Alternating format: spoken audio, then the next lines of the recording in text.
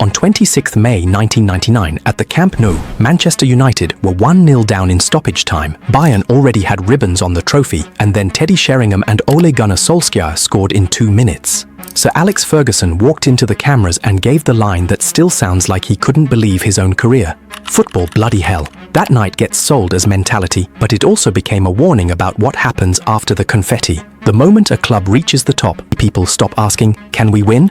and start asking, "How do we stay here without collapsing?" Barcelona and Manchester United tried to answer that question under pressure that makes executives talk like teenagers on deadline. One club hit the wall, admitted the numbers, and rebuilt inside constraints. The other keeps paying to restart the same project every time it gets uncomfortable. This is the dark truth about why Barcelona learned to recover and Manchester United learned to reset. Barcelona's collapse didn't begin with one bad match, but one match exposed the whole structure. On 14th August 2020, Bayern Munich tore them apart 8-2 in Lisbon. Fans remember the embarrassment. Finance people remember what the result implied. A squad built on heavyweight contracts, expensive renewals, and transfer choices that left very little room to breathe when revenue dipped. You can survive a bad season if your costs are flexible. Barcelona's costs weren't. On 13th August 2021, Joan Laporta sat in front of journalists and described a very worrying situation. He said the club's debt was about 1.35 billion euros, and he said the wage bill was 103% of income. That is the kind of ratio that turns a football club into a monthly panic. It also explains why Messi's farewell felt like a funeral.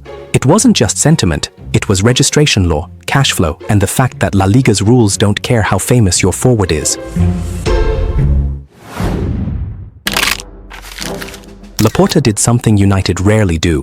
He made the pain public with numbers, and he made the argument that the previous regime had lied. When Bartomeu tried to defend himself, Laporta dismissed it as full of lies. That line mattered because it framed the rebuild as an audit, not a vibe. The club didn't just need better football, it needed a story the bank would accept and a plan the league's rules would allow. Now watch how the football and the finance start moving in the same rhythm. Barcelona couldn't just go shopping because even if they found cash, they still had to register players under league limits. That's why minutes for academy players stopped being a tradition and became financial survival. Youth contracts are cheaper and they don't drag the same amortization weight across multiple seasons.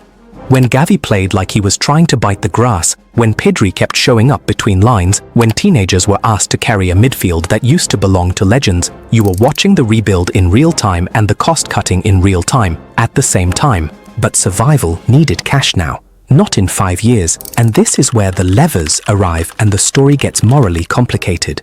On 30th of June 2022, Barcelona agreed to sell 10% of their La Liga television rights income for the next 25 years to 6th Street for 207.5 million euros.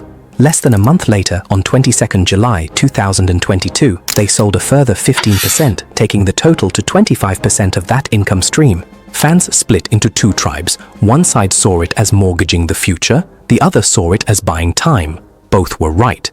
The key detail is what Barcelona did with the time. They used it to comply, to register, to keep the squad functional, and to build a pathway where the football project could exist even when the club couldn't act like a billionaire. The pitch consequence was immediate. Every signing became a fight against paperwork, and every win was almost an argument with the league's calculator. They also sold pieces of their media arm. On 1st August 2022, Barcelona sold 25% of Barça Studios to Socios.com for 100 million euros, and on 12th August 2022, they sold another 24.5% to Orpheus Media for 100 million. Again, this isn't glamour, it's triage, designed to create room to register players and keep wages from swallowing every euro. And the scale of the mess matters because it explains why the rebuild had to be structural, not cosmetic. Barcelona later published accounts showing a loss of 481 million euros for the 2021 financial year, a number that turned the crisis from gossip into documentation. Once you post a crater like that, you don't get to pretend the project is fine. You either reset your cost base or you drift toward a cash flow moment where even interest payments become a weekly fear.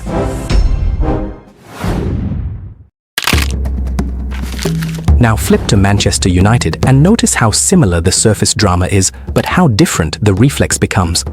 After Ferguson left in 2013, United didn't pick a constraint and build around it. They picked a replacement, then a replacement for the replacement, then a replacement for the philosophy, then a replacement for the culture. Every change came with a new era press conference, and every era came with a contract clause that turned failure into a payout. This is not abstract. On 14th February 2019, United's own reporting showed they paid £19.6 million in compensation to Jose Mourinho and his staff when he was sacked. That's one decision erased with a check. And the pattern didn't stop there. An audit through filings and disclosures showed that since 2014, United have paid out almost £86 million in costs associated with loss of office to former managers, coaches, senior staff, and board members, with one more departure projected to push that total close to £98 million. Here's the part fans underestimate. Severance is not just wasted money, it changes how you recruit.